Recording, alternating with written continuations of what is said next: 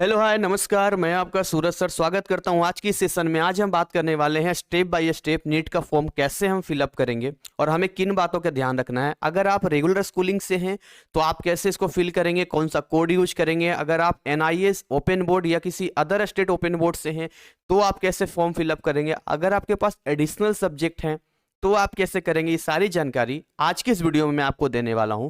तो मैं चाहूंगा वीडियो स्टार्ट करने से पहले कि आप एक बार चेक कर लें कि आपने हमारे चैनल को अभी तक सब्सक्राइब किया है या नहीं किया है, और डिस्क्रिप्शन में जाकर चेक कर लें कि आपने हमारे व्हाट्सअप एंड टेलीग्राम जो फ्री चैनल है उसको ज्वाइन किया है या नहीं किया है। तो देखिए, अगर हम यहाँ पर बात करें अगर यहाँ पे, तो सबसे पहले जो चीज़ होती है यहाँ पे, अगर हम स्टार्टिंग करेंगे, बिल्कुल हम आपके लिए यहाँ पर बनाए हैं 3 स्टेप में काम करना होता है। पहले हमें ऑनलाइन रजिस्ट्रेशन करना पड़ता है, उसके बाद हमें ऑनलाइन जो एप्लीकेशन फॉर्म करना होता है, फिर सबमिट करना होता है डॉक्यूमेंट्स यहाँ पर, राइट। तो अब यहाँ पर कैसे हम इसको ऑपरेट करेंगे उसको समझते हैं यहाँ पे, ठीक है ना।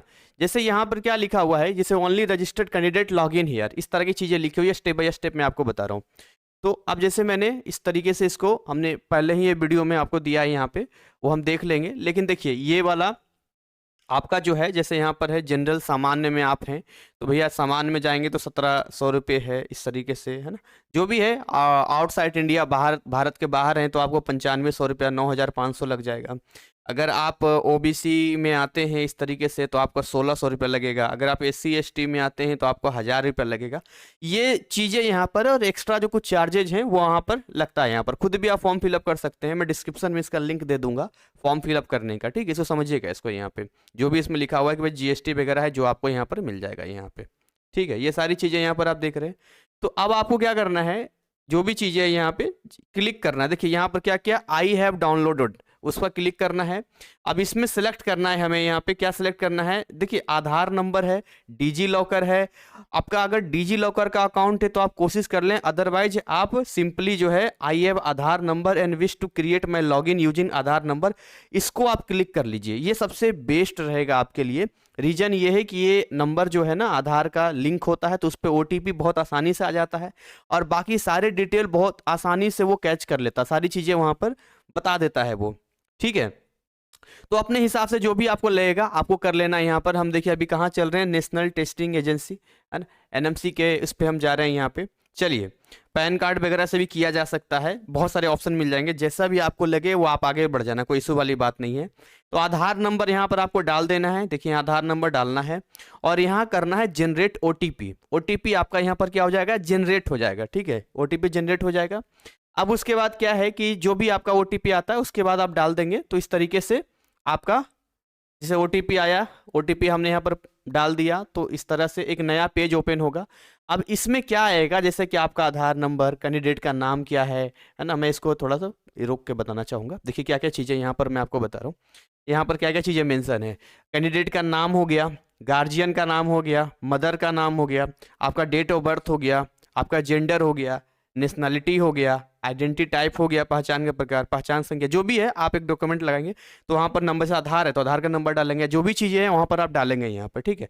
हालांकि लोग साइबर कैफे से कराते हैं, लेकिन फिर भी मैं स्टेप बाय स्टेप यहाँ पर समझाने की और बताने की आपकी कोशिश कर रहा हूँ यहाँ पर। तो हमने सारी चीज़ों को फिलअप किया, यहाँ पर आगे बढ़ते हैं।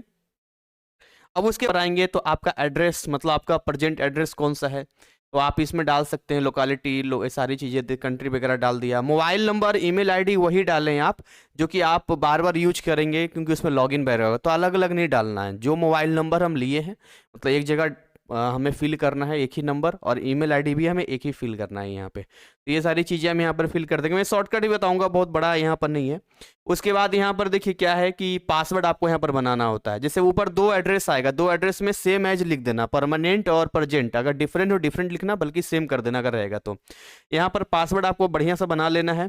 और यहाँ कुछ क्वेश्चंस होते हैं जिसको सिक्योरिटी क्वेश्चंस कहते हैं। इसको कुछ मतलब ये है कि जब आप कभी फॉरगेट पासवर्ड करेंगे या कभी कुछ इस तरह की चीज़ें होंगी तो यहाँ पर जो है ये सवाल आपसे पूछा जाएगा। जैसे what is your birthday city, है ना, आपका what is the name of your first school. तो इस तरह का जो सवाल आपसे उस समय पूछेगा तो आपको आंसर वहां पर देना पड़ेगा। नीचे कैप्चा रहेगा, कैप्चा को यहाँ पुट कर देना है, मतलब फिल कर देना है। और उसके बाद जो है हम नेक्स्ट आगे बढ़ जाएंगे। जब आगे बढ़ेंगे यहाँ पे तो इस तरीके से जो है ये डिटेल आपका आ जाएगा कि ये नाम है, ये पूरा डिटेल आपके पास आ जाएगा यहाँ पर कि देखिए आपने ये सारे फिलअप किया। मतलब आपको ये मौका देता है कि देख लीजिए, चेक कर लीजिए, रिव्यू कर लीजिए कि आपने जो फॉर्म फिलअप किया है वो सही है या नहीं है। ठीक है, अब देखिए नीचे यहाँ पर सारी चीजें दिए गए विवरणों ध्यान से स्थापित करें, सुनिश्चित करें कि जानकारी जो भरी है सही है यहाँ पे। ठीक है ना, जैसे कि मेरा नाम हो गया, सारे चीजें क्लिक कर दीजिए कि हाँ जो जानकारी हमने दिया है ठीक दिया है, जेंडर वगैरह, एड्रेस वगैरह, सारी चीजों में क्लिक कर दीजिए। यहाँ पर कोई दिक्कत वाली बात नहीं है यहाँ पे।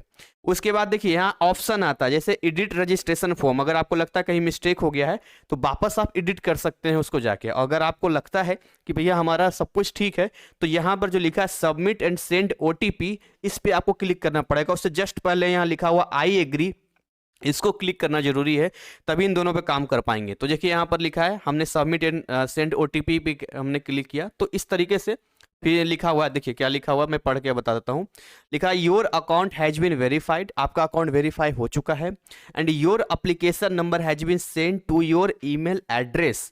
अब आपके ईमेल एड्रेस पे आपका जो एप्लीकेशन नंबर है भेजा जा चुका है, जो ईमेल आईडी आपने यहाँ पर दिया था। Please log in to the application portal using your application number and password to complete your application. तो अभी आपने जो पासवर्ड अभी सेट किया था वो पासवर्ड, और जो आपका ईमेल पे आपका ये एप्लीकेशन नंबर गया है वो, तो पहले स्टेप में जैसा कि मैंने कहा था कि पहले ऑनलाइन रजिस्ट्रेशन होगा और वो ऑनलाइन रजिस्ट्रेशन हमें कंप्लीट करना होता है। फिर दूसरे स्टेप में हम फॉर्म का ऑनलाइन फी, मतलब जो भी ऑनलाइन एप्लीकेशन फॉर्म फिल करेंगे, और तीसरे स्टेप में हम लोग जो है डॉक्यूमेंट को सबमिट करते हैं। उसमें भी मैं आपको बताऊंगा कि कैसा आप फोटो आपका होना चाहिए, post card photo, passport size photo, अब जहां जाएंगे वहां इस तरह से करवाना होगा, बताऊंगा मैं अभी। तो इस तरीके से जो है प्लीज चेक योर स्पैम और जंक फोल्डर। तो कई बार क्या होता है कि ईमेल आईडी पे जब कोई मेल नहीं आता तो हम घबरा जाते हैं। तो इसके लिए क्या करना है, मेल का जो ऐप होता है उसके आप देखेंगे लेफ्ट कॉर्नर पे टॉप में 3 लाइंस होते हैं जो पैरेलल होते हैं, उसे क्लिक करेंगे और ऐसे स्क्रॉल करेंगे तो नीचे का स्पैम आएगा। क्योंकि कई बार ये जो मैसेज होते हैं, मेल होता है, वो स्पैम में चला जाता है, और हम स्पैम चेक करते नहीं है, हम नॉर्मल मैसेजिंग चेक करते हैं तो हमें दिखता नहीं, तो हमें लगता है पता नहीं क्या प्रॉब्लम आ रहा है, फिर हमें दिक्कत होती है यहाँ पे। ठीक है, इसलिए कहा प्लीज चेक योर स्पैम और जंक फोल्डर। उसके बाद देखिए यहाँ पर हम ओके कर देंगे। ओके करने के बाद देखिए एप्लीकेशन नंबर यहाँ पर आप डाल दीजिए, वो पासवर्ड डाल दीजिए जो पासवर्ड आपने अभी बनाया था, और यहाँ पर जो है सिक्योरिटी पिन जो भी है यहाँ पे आप देखिए नीचे लिखा हुआ रहेगा सिक्योरिटी पिन कैप्चा टाइप का, यहाँ पर आपको डालना होगा और यहाँ से करना होगा लॉगिन। अगर यहाँ से कोई भूल भी जाता है तो फॉरगेट एप्लीकेशन नंबर यहाँ से क्लिक कर सकता है, या फॉरगेट योर पासवर्ड तो भी क्लिक कर सकता है। फिर वो क्या होता है, ओटीपी वगैरह जाता है ईमेल आईडी पे, मोबाइल नंबर पे, और उससे अपना काम हो जाता है। तो जो भी नंबर वगैरह है यहाँ पर सारा डाल देगा, पासवर्ड डाल देगा। तो इस तरीके से अब एक पेज ओपन होगा कि रजिस्ट्रेशन आपका कंप्लीट हो चुका है। अब एप्लीकेशन फॉर्म आपका अभी इनकम्प्लीट है, और अभी पेमेंट भी आपने नहीं किया, वो भी आपका इनकम्प्लीट है। तो हम अभी सेकंड स्टेप पे आगे बढ़ने वाले हैं, और यहाँ पर आपका लिखा हुआ आ जाएगा कि आपका एप्लीकेशन नंबर है। तो हम आते हैं कंप्लीट एप्लीकेशन फॉर्म पे।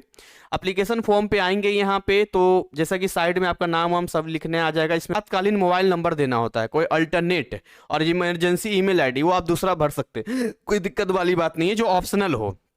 ठीक है ना। अब यहाँ पर अस्थाई पता, परमानेंट पता जो करना है कर दीजिए, कैप्चा भरिए, आई एग्री कीजिए और सेव एंड नेक्स्ट पे जाइए। जैसे ही सेव एंड नेक्स्ट पे जाएंगे आपका, तो इस तरीके से आ जाएगा आपका डिटेल।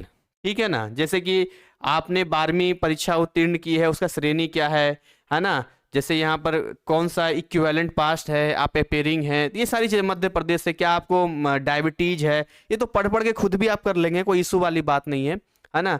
प्लेस ऑफ रेसिडेंस क्या है आपका, आपके परिवार की वार्षिक एनुअल इनकम क्या, सारा फिल कीजिए, कैप्चा फिल कीजिए, आई एग्री कीजिए, और वहां पर सेव एंड नेक्स्ट पे जाइए। तो पर्सनल डिटेल आपका सेव हो गया। देखिए आप पीडब्ल्यू उम्मीदवार हैं, यानी कि विकलांग वगैरह हैं, नहीं है नो कीजिए, नहीं तो फिर आपको एक डॉक्यूमेंट लगाना पड़ेगा। कैप्चा फिल कीजिए, आगे बढ़िए, पीडब्ल्यूडी हो गया आपका। अब यहाँ से आपका स्टार्ट होता है आपका आगे का, जैसे कि आवेदन करना है। तो अब यहाँ देखना पड़ेगा आपका कि आपका क्या मीडियम होगा, जैसे हिंदी में, इंग्लिश में, कौन सा मीडियम में आप पेपर देना चाहेंगे, आपका एग्जाम स्टेट कौन सा, ये ध्यान से चुनना पड़ेगा। क्योंकि देखिए 90% चांस होता है कि जो आप पहला चुनेंगे उसी में आएगा। फिर भी 2 ऑप्शन यहाँ पर है सिलेक्ट करने का, तो आप अपने हिसाब से इंडिया में जो भी आपको लगे, कई लोग दिल्ली, कई लोग तो घूमने के बहाने ले लेते हैं, कोलकाता, जो भी आपको लगे नियरेस्ट डियरेस्ट जो भी है अपना कर दीजिए। कितना ऑप्शन दिया है यहाँ पर, 2 दिया होगा ना यहाँ पे, तो 2 या 3 होगा, यहाँ पर देख लीजिएगा जो भी रहेगा यहाँ पे। तो इस तरीके से जो है वो ऑप्शन रहता है यहाँ पर, पहला विकल्प, बाकी विकल्प, पिता का भी व्यवसाय क्या है, क्या करते हैं वो, ये सारी चीज़ें, माता क्या करती है, नॉर्मल हाउस वाइफ होगी। फिर नीचे कैप्चा फिल कर दीजिएगा, है ना। देखिए पिता क्या है, गवर्नमेंट सर्विस है या एग्रीकल्चर है, क्या है देख लीजिएगा। फिर यहाँ कैप्चा फिल करने के बाद आगे बढ़ जाएंगे 7 नेक्स्ट पे। अब यहाँ पर आ जाएगा, देखिए ये मेन आपको समझना है, ये मैं आपको मेन समझाना चाह रहे हैं कि बेसिकली यहाँ पर क्या है कि आपको ये समझना है कि 10वीं या समकक्ष योग्यता विवरण, 10th इक्विवेलेंट डिटेल। अब 10th का तो सबका होता है, 10th में तो कोई दिक्कत वाली बात नहीं है नहीं। 10th का तो सारा है, जैसे कि 10th में क्या पूछ रहा है, 10th में पूछ रहा है कि स्टेटस क्या है, तो आप पास हैं। योग्यता क्या है, स्कूलिंग का स्थान क्या है, उत्तीर्ण होने का यानी किस ईयर आपने पास किया है, ये सारी चीजें अपना पूरा डिटेल पूछेगा। आपका रोल नंबर क्या है, सारी चीजें पूछेगा यहाँ पे। अब जब हम नेक्स्ट आते हैं तो इसमें देखिए 11th और इक्विवेलेंट क्वालिफिकेशन भी पूछता है। अब प्रॉब्लम यहाँ पे आता है, केवल एनआईएस का ही नहीं बल्कि और भी कई सारे बोर्ड के हैं जिनका प्रमोट कर दिया गया या उनको पास कर दिया गया या डायरेक्टली 12th के एग्जाम दे दिया। ऐसे कंडीशन में उनके पास कोई डिटेल नहीं होता 11th का, तो ऐसे विद्यार्थी फिर क्या करेंगे। और एनआईएस वाले के पास तो वैसे भी दिक्कत है कि इनका तो 11th होता ही नहीं, डायरेक्टली 12th होता है। तो यहाँ पर एक ऑप्शन आता है नॉट अप्लीकेबल का, कुछ नहीं करना है, ये ऑप्शनल होता है। वहां एक ऑप्शन आएगा नॉट अप्लीकेबल, खाली लगा देना है, वहां कुछ नहीं करना है। 10th और 12th देना जरूरी होता है, और 11th में क्या करना है, नॉट अप्लीकेबल दे दीजिए, कोई दिक्कत वाली बात नहीं। तो प्रॉब्लम दूर हो गया आपका। अभी और आगे बताऊंगा मैं।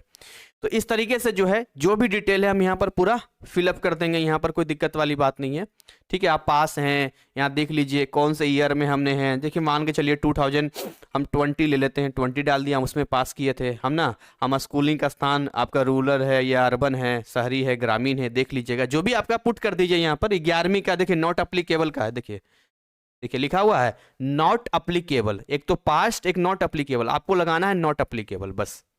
तो यहाँ पर जो है देखिए हमने यहाँ पर लगा दिया नॉट अप्लीकेबल, नॉट अप्लीकेबल लगा दिया। उत्तीर्ण की स्थिति जो भी है यहाँ पर पास है, हम पास तो पास ही लिखेंगे। वर्ष तो लिख दीजिए कौन सा वर्ष है, यहाँ पे ईयर आप दे सकते हैं, वो भी जो भी है आपका, ठीक है ना। क्वालिफिकेशन, एग्जाम, स्कूलिंग का स्थान, जो भी डिटेल है, ये सारी चीज़ें आप, कॉलेज का प्रकार जो भी है आप यहाँ पर डाल सकते हैं। अब जैसे है ओपन बोर्ड में तो ऐसा कुछ होता नहीं है, है ना। यहाँ पर देखिए, यहाँ ये जो कोड होता है यहाँ पर योग्यता परीक्षा क्वालिफाइंग एग्जाम, जैसे कोड 2, 3, 4, 5, 6, 7, ये कोड के बारे में भी थोड़ा जानकारी हम आपको दे देंगे, इस कोड का मतलब क्या होता है, ठीक है। अभी हम आपको बता देंगे यहाँ पे। अच्छा ये तो हम 12th का चल रहे हैं ना, वहाँ तो नॉट अप्लीकेबल दे दिया था। अच्छा, हम तो 11th से निकल चुके हैं कोई दिक्कत वाली बात नहीं है। 11th में खाली नॉट अप्लीकेबल देना है, 12th का डालना है। 12th में पास है, किस साल की है, इतना। यहाँ नॉट अप्लीकेबल लगाते ही सब बंद हो जाएगा इसका।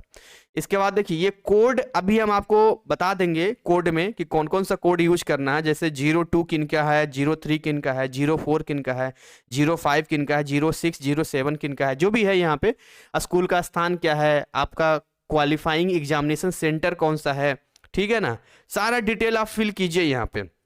लेकिन अब इसमें कई बच्चे कहेंगे कि सर अगर मान लो हम नेक्स्ट ईयर देते हैं, या मान को चलो हम आर्ट्स बैकग्राउंड से, कॉमर्स बैकग्राउंड से, या हम पीसीएम के विद्यार्थी हैं, तो हम कैसे इसमें 12th का डालेंगे। देखिए जो भी आपका है, ठीक है ना, जो भी आपका है उसको पुट कर दीजिएगा, जो भी आपका रहेगा। आप किसी भी सब्जेक्ट से 12th पास है लिख दीजिएगा यहाँ पे। देखिए मैं आपको बताता हूँ, आपको यहाँ टोटल लिख देना है कितना मार्क्स है, ठीक है। मैं आपको काउंसलिंग के टाइम में वो सब होता है, काउंसलिंग के टाइम में वो सब चेक होता है बढ़िया से, और वैसे भी एनएमसी ने दे रखा है। और यहाँ पर आपको परसेंटेज दे देना है कितना परसेंटेज है हमारा। अब आपके पास क्या सब्जेक्ट है डजेंट मैटर, नीट के लिए 4 सब्जेक्ट होना अनिवार्य है, फिजिक्स, केमिस्ट्री, बायोलॉजी और इंग्लिश। ये 4 बहुत जरूरी है, और इन 4 का मार्क्स हमें देना होता है। यानी कि जो एनआईएस में है और जिनका एग्जाम अभी तक इन्होंने दिया नहीं है इन 4 सब्जेक्ट का, वो तो फॉर्म फिलअप नहीं कर पाएंगे। वही फॉर्म फिलअप कर पाएंगे जिनका एडिशनल सब्जेक्ट का रिजल्ट आ चुका है, तभी तो आप डालोगे उसमें। तो अब जैसे यहाँ पर देखिए क्या क्या लिखा हुआ है, मैं आपको यहाँ पर लिख के बताता हूँ। देखिए जैसे ये हो गया इंग्लिश हो गया, ये आपका केमिस्ट्री हो गया, ये आपका फिजिक्स हो गया, और ये आपका बायोलॉजी या बायोटेक्नोलॉजी हो गया। अब जैसे मान के चलिए आपके पास है पीसीएम, ठीक है ना, पीसीएम है यहाँ पर, तो मैथ को छोड़ दो, क्यों मैथ के पीछे पड़े हो। हमें केवल देखिए वैसे ओवरऑल परसेंटेज देना है आपका 80% लिख दीजिए, मार्क्स लिख दीजिए, यहाँ पर टोटल मार्क्स लिख दीजिए, टोटल मार्क्स कितना है आपका, ठीक है ना, और यहाँ पर परसेंटेज लिख दीजिए कितना परसेंटेज आपका बन रहा है। अब हमें केवल 4 सब्जेक्ट का देना है यहाँ पे कि इंग्लिश में आपका कितना यहाँ पर मार्क्स है, केमिस्ट्री में कितना मार्क्स है, ठीक है ना, टोटल मार्क्स कितना है, इसका कितना, इसका कितना, टोटल मार्क्स हो गया यहाँ पे। अच्छा टोटल मार्क्स पूछ रहा है ना, मतलब कितने में, जैसे 100 नंबर का है, कितने नंबर का टोटल मार्क्स हो गया, और इसमें आपका आया कितना ये आपको डालना है। जैसे मान के चलो इंग्लिश 100 नंबर का है, लेट बी सपोज, तो 100 में कितना यहाँ पर आपका आया है ना। केमिस्ट्री अगर 100 नंबर का है तो 100 में यहाँ पर कितना आया है, ये अगर 100 नंबर का है तो ये कितना आया है, इस तरह से हमने यहाँ पुट कर दिया। ये हमें केवल समझना है, यहाँ कैप्चा डालेंगे फिर आगे बढ़ जाएंगे। तो मैं वही आपको समझाने की कोशिश कर रहा हूँ कि मान के चलिए किसी के पास जो है कोई ऐसा सब्जेक्ट है, जैसे उसके पास मान के चलिए अगर वो लेट बी सपोज कोई आर्ट्स बैकग्राउंड से है, तो आर्ट्स बैकग्राउंड से है तो ओवरऑल डाल देगा वो पूरा, यहाँ पर जो भी चीजें डाल देगा, लेकिन हमें केवल 4 सब्जेक्ट का ही यहाँ मेंशन करना है, इससे ज्यादा कोई मेंशन नहीं करना है। आ रही बात समझ में, प्रॉब्लम दूर हो रहा है आपका, कंफ्यूजन यही पर था ना कि कैसे करें, बहुत बच्चे मुझे मैसेज कर रहे थे। अच्छा तो अब उसके बाद क्या है, सारा डिटेल यहाँ पर हम फिलअप करेंगे। यहाँ आई एग्री है, मैं यह घोषणा करता या करती हूँ कि मैं इस ऑनलाइन आवेदन को सूचना विवरणिका को ध्यानपूर्वक पढ़कर उसमें उल्लिखित प्रावधान प्रक्रियाओं को पूरी तरह समझकर भरा है और मैं इसके आगे घोषणा करती हूँ, मतलब इस तरह का स्टेटमेंट होता है, ठीक है ना। तो सारी चीजें यहाँ पर जो भी है डालिए, और डालने के बाद मैं आगे आपको लेके आता हूँ, ठीक है ना, नेक्स्ट पे लेके आता हूँ, इस तरह से अब आगे आ जाएगा यहाँ पे। अब देखिए आपसे पूछेगा कोई जुड़वा भाई वगैरह है, नहीं है नो लिखिए, यस है तो यस लिखना होता है। क्या आप नीट यानी यूजी की परीक्षा शामिल हुए थे, अगर हुए थे तो कितनी बार, फिर बाद में पूछेगा, नहीं तो नहीं लिख दीजिए। यहाँ कैप्चा आएगा, कैप्चा को फिल कर दीजिए, अगेन आई एग्री कीजिए और उसके बाद जो है आगे बढ़िए, सेव एंड नेक्स्ट पे आगे बढ़िए, ठीक है ना। कोई बड़ा इसमें उस तरह की चीजें नहीं है, हम आगे बढ़ते हैं। फिर मैं कोड वाला भी आपको बता दूंगा, एक अलग से वीडियो बना के उसमें बता दूंगा, ठीक है ना, उसका क्या होता है। तो इसमें देखिए इस तरह का आपको ध्यान देना, क्या क्या चाहिए। देखिए पहले तो आपको चाहिए फोटो में एक पासपोर्ट साइज फोटो चाहिए, वो आपको जेपीजी या जेपेज में चाहिए। इसका साइज होना चाहिए मिनिमम 10 KB या मैक्सिमम 200 KB।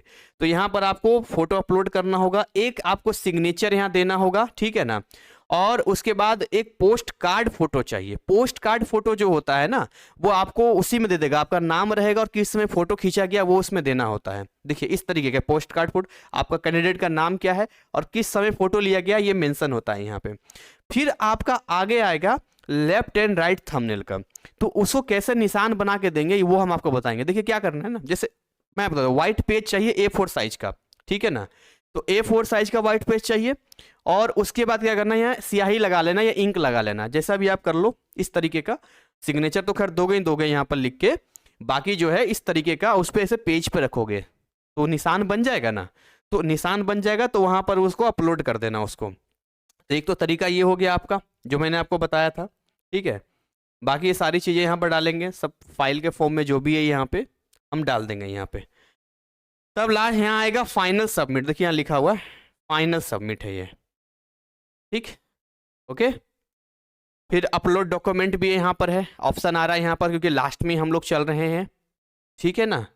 तो जो मेन प्रॉब्लम था वो तो खैर बता ही दिया, लेकिन ये तो खैर अपने हाथों में है। हालांकि आपके पास जानकारी होनी चाहिए, अगर आपसे नहीं होता है तो आप साइबर कैफे वगैरह से करवा सकते हैं, कोई दिक्कत वाली बात नहीं है यहाँ पे, ठीक है। तो बस हमें ये समझना होगा और इससे ज़्यादा कुछ नहीं है।